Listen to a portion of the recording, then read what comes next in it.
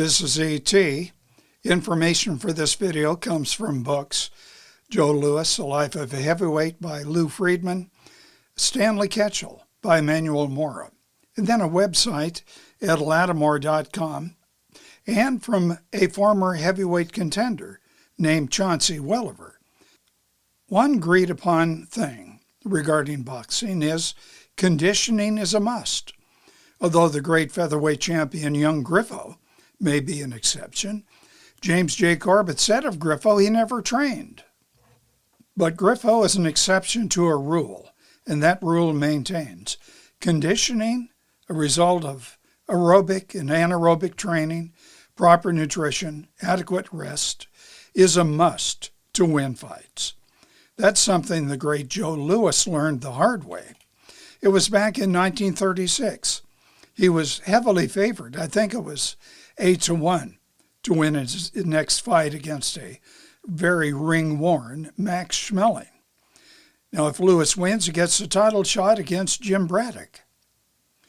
But Joe was too busy making movies, carousing, playing golf. And by his own admission, he committed boxing's number one sin that his trainer, Chappie Blackburn, warned him about.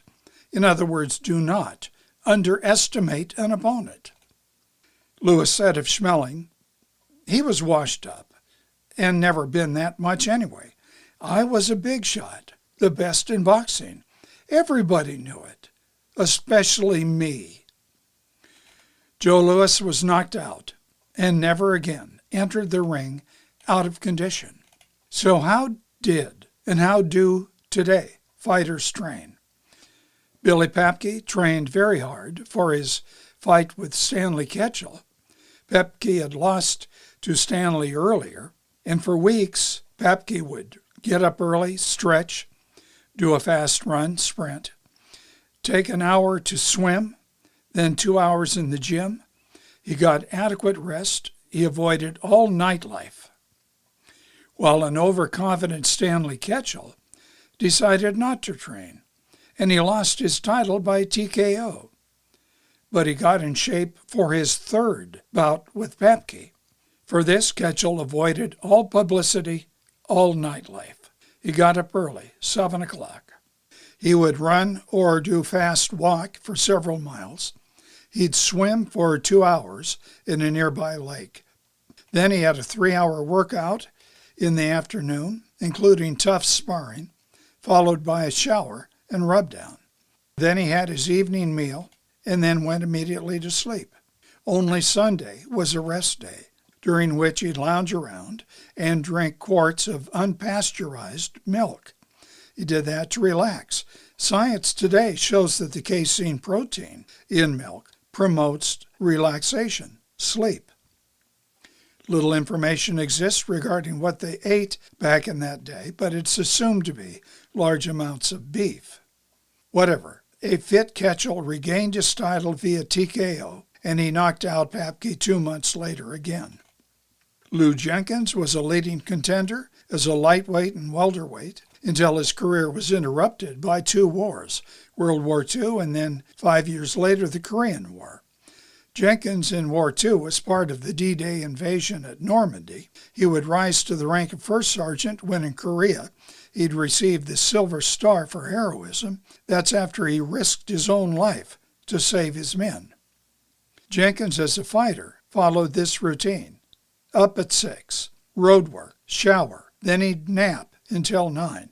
A lot of fighters back then and today will get up early, run, maybe eat, maybe not, but take a nap. Jenkins would eat a hearty breakfast, take a 20-minute walk to settle the food. That, too, is backed up by science. At 1 p.m., gym work for about an hour and a half. He'd loosen up with shadow boxing. He did that to avoid straining his muscle. And he said about that shadow boxing, you have to do it in a serious manner, as if you were in the ring, not with a shadow, but an opponent. Put snap into the punches. And most important, be alert all the time. When he's done with that, 2 rounds apiece against 2 different sparring partners. Then he worked the heavy bag, followed by the light or the punching bag. The last thing he said you should do is 20 minutes of sit-ups and knee bends to stretch and loosen the muscles. After that, he would eat, shower, go to bed. This is Chony Welliver, also known as the Hilliard Hammer. Welliver was once ranked number 5 as heavyweight. He's originally from New Zealand, later moved to Spokane, Washington, which happened to be E.T.'s hometown. And he's there now as a boxing coach, Welliver is, at a place he owns called Box Fit. He has been and remains one of E.T.'s favorites. In 75 pro bouts, Welliver was never knocked down, let alone knocked out. He lost only 9 times, and that was against really top heavyweights.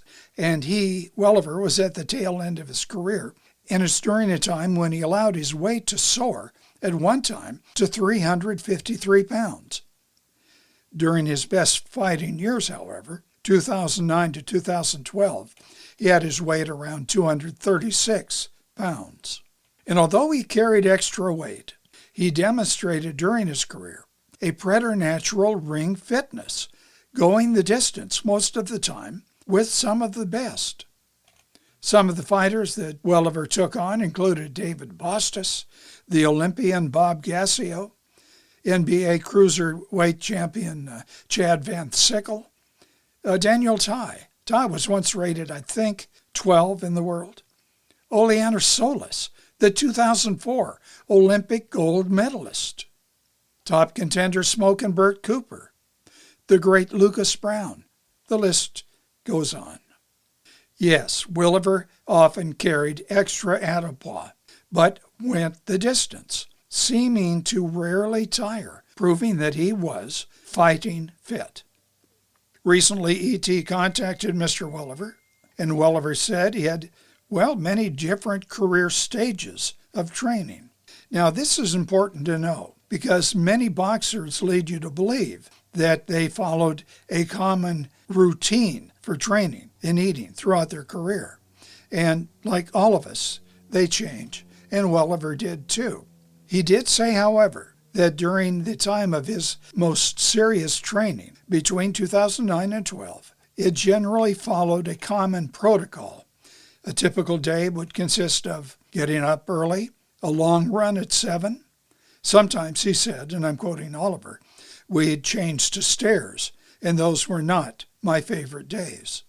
Now, I know the building he's talking about, the Paulson building in Spokane, the tallest building, and the stairs are very steep. At 8:30, Welliver had breakfast. 1 p.m., strength and conditioning. 2 o'clock, lunch. 4, sparring. 6:30, dinner. And this is unusual. At 8 o'clock, an hour and a half after dinner, he would go sprinting. Now, I found no other boxer who did that. Now, he did make some changes. In 2009, he put heavy emphasis on running and sparring.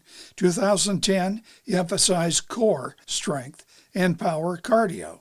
Now, Welliver's routine, aside from the after-dinner sprints, would be familiar to John L. Sullivan. Well, during those rare days that Sullivan seriously trained. They'd be familiar to Sam Langford, Willie Pep, all the old-timers of whatever weight class, Papke, Ketchel. Some things, in other words, never change. And that is it. You may, by the way, want to watch E.T.'s video on Marciano's and Archie Moore's routines, but for now, simply comment below, subscribe, and do share the videos. Thank you.